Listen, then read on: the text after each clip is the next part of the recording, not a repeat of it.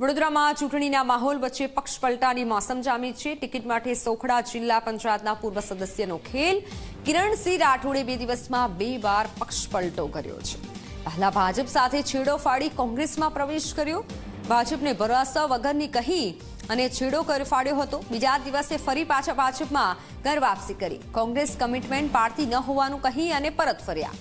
પોતાની ભૂલ ગણાવી ભાજપમાં પ્રવેશ કર્યો અને વખાણ પણ કર્યા તેવું હાલ સામે આવ્યું છે। માત્ર 2 દિવસની અંદર આ ખેલ પાડ્યો છે।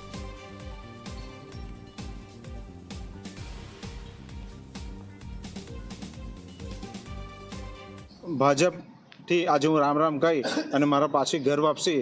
મારું કોંગ્રેસ મારું ઘર હતું। મારા કાકા વર્ષો જૂના કોંગ્રેસી હતા અને મારી ખરેખર આ ભૂલ થઈ ગઈ કે હું ભાજપમાં એ ભરોસાથી ગયો કે વિકાસ થશે, કારણ કે ચાલુ સરકાર છે પણ નિષ્ફળ સરકાર છે।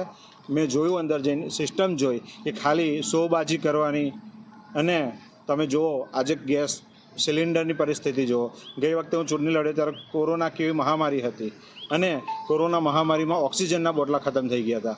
આજે સિલિન્ડરના બોટલા અમે જોઈએ છીએ, લોકોના ફોન આવે છે કે કિરણભાઈ કંઈક કરો, તો આ સરકાર સતત નિષ્ફળ છે। ગઈકાલે ભારતીય જનતા પાર્ટીમાંથી રાજીનામું આપ્યું એ મારી ભૂલ થઈ ગઈ, કારણ કે કોંગ્રેસે મને વાયદા કરીને એ પૂર્ણ નથી કરતા અને ભારતીય જનતા પાર્ટી સતત વિકાસના કાર્યો કરે છે અને વિકાસના લક્ષી છે।